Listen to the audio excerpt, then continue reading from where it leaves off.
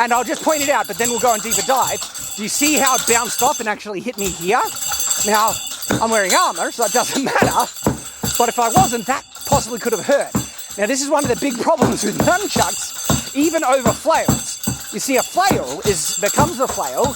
They are always going to be long enough to hit your own knuckles. They are very dangerous to the wielder. I'm going to expound on that a bit more later on, going back to that initial point. And so when you swing with nunchucks, it becomes essentially a stick anyway. Bounces after you strike. And you might say, but a master can handle it, Shad. Not nearly as much as you assume, okay? Like, seriously, get a master and get him to do every single strike set that he does in a kata against something real, and do it consistently and regularly without any cuts or anything, and see how often this bounces off at an unpredictable angle. And I'll show you some examples. But because you're more incentivized to hold the nunchuck closer to the cord or chain, it lessens your reach, okay?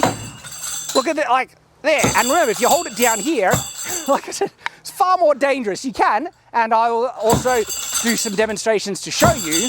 But when I do, I'm going to be wearing safety equipment because I actually know how dangerous these things can be. I've trained with them for years back in the day, all right? And yes, when you're training with them, you hit yourself a lot, okay? Even when you start to become fairly competent, yes. I think I almost knocked out a tooth once with these things. Anyway, not these ones, but the ones I had. So let's break down quickly just what we've covered so far. Less power because there's no structure holding the force to drive it through. Less reach because you have more control and safety holding them up than lower down. Less mass because there's missing wood in between. And you're less incentivized to do two-handed one, like an actual big old strike. You could, okay? It's more dangerous, but you know, with an actual stick, it feels natural and normal to two-hand this sucker. So with those things covered, that puts down, just on a technical way, just like the math on the paper, to show that just these things will not be able to perform nearly as well as people think or assume. Do a simple stick, right? But also how potentially dangerous they can be, and what happens when, you know, this brings me down. I'm going to be losing a bout of control over this, so I'll get it underneath the arm, and I'll do a swing up strike where I swing it around and go. It bounced and hit my arm. Again, if I wasn't wearing a thick gambeson, that could have really hurt. All right. It bounced and hit my arm. Again, if I wasn't wearing a thick gambeson, that could have really hurt. That could have really hurt. That could have really hurt.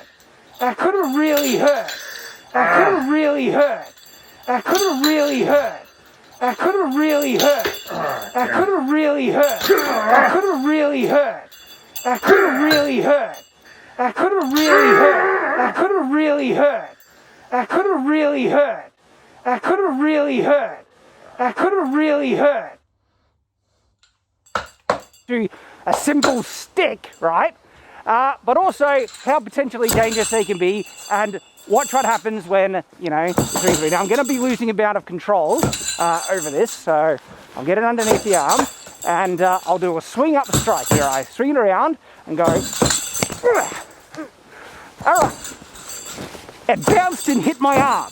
Again, if I wasn't wearing a thick gambeson, that could have really hurt. So now I'm just going to do no wind up, just a complete hit, and I want to try and get him on the end.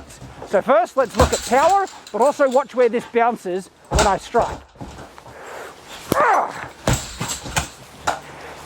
Hit me right there with a considerable amount of force that time, all right? Again, if I wasn't wearing a thick gambeson, that could have really hurt. It has the potential to do some serious damage because of how unwieldy and dangerous these things are in reality. Yeah, you can be like, look, hit me again. And so you can try and do the whole, you know, where you go out and stuff, and you're there.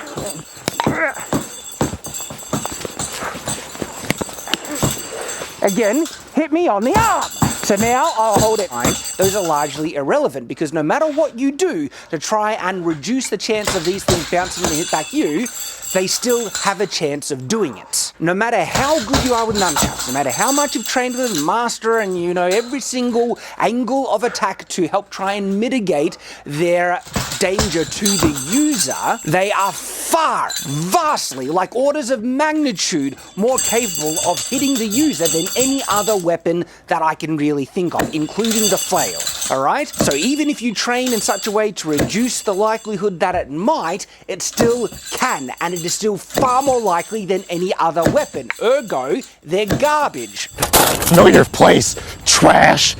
Simply put, a good effective weapon should not have such a high capacity of striking the user, even if they're trained in them. Because if you're trained in them, there's still a chance that it can happen, and it often does, even with people who've trained with them. Like, there are people who say, I'm trained with heaps and heaps of years, and, you know, it's only hit me 5 times, twice, whatever.